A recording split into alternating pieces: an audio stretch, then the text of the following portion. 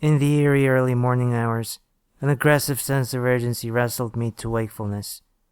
Drawn to the window, I pulled back the curtain and was greeted by a rather sinister-looking cloud of thick mist rolling in over the hedge wall. "Good old mountain weather," I muttered aloud sarcastically, and then nervously went downstairs to assure myself that the doors and windows were locked and latched securely. By the time I was finished, the fog had surrounded the house. The rattle of my phone's vibration coming from up on the nightstand startled me, and I ran back upstairs to see who it could be. The phone screen displayed the name Claire, an ex-girlfriend of mine who I still kept in touch with. Honestly, I'd always hoped we'd get back together, but I had no idea that it was already too late for that. Poor Claire. "Hey, girl," I answered with an involuntary smile, as her call had momentarily distracted me from the oppressive pre-dawn atmosphere. "You sure picked a time." "I didn't wake you?" Claire asked, sounding a little surprised. "Nope," I shot back energetically. "I was already up." "Well, you're not going to believe this," Claire began to explain, "but my car happened to die right down the road from your house. Can you come get me?" I again pulled back the curtain of my bedroom window. Zero visibility. "I don't think that's a good idea," I answered hesitantly. "I doubt I'd even be able to stay on the road, much less find you in all this soup. Why don't you stay in your car and wait till it clears up?" Claire was silent. Finally she spoke. "I'm not far. You could just walk me." I stood motionless, still trying to see outside, but unable to detect even the smallest detail of anything at all beyond the glass. Something seemed off about the whole situation. I was beginning to suspect that something was off about Claire too. "There's just no way," I replied, doing my best to sound apologetic. "Not in this stuff. I don't think I could make it to you on foot." "You're so heartless," she pleaded. "It's really cold out here." My suspicion cemented. "What are you doing way out here at this hour?" I argued. "Hardly anyone ever comes out this way, especially so early. And how is it that your car just happened to die right near my house? As the old saying goes, wonders never cease."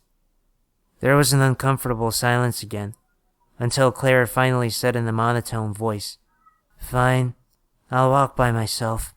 See you soon." And then she ended the call. This did not sit well with me at all.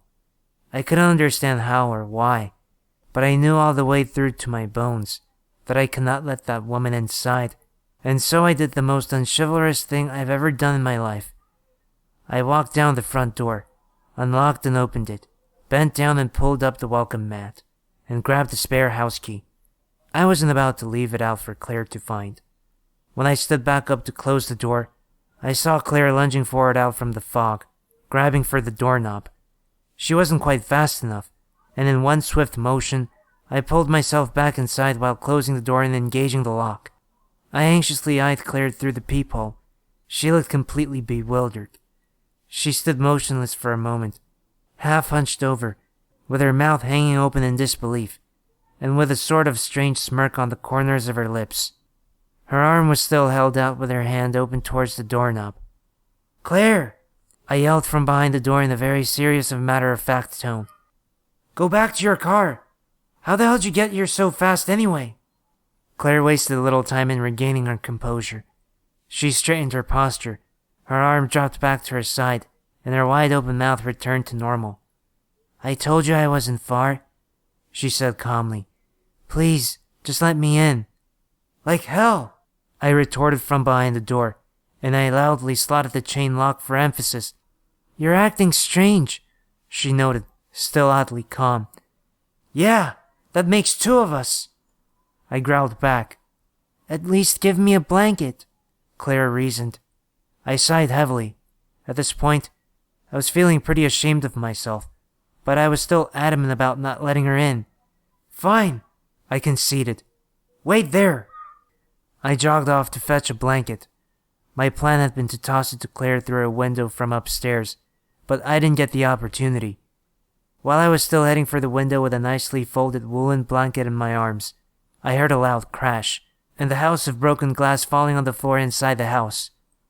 A few moments later, I heard footsteps on the bottom floor, which grew louder as they made their way to the stairs. I slowly turned to face the stairway, and there was Claire at the bottom, and dense fog was rapidly flowing through the house behind her.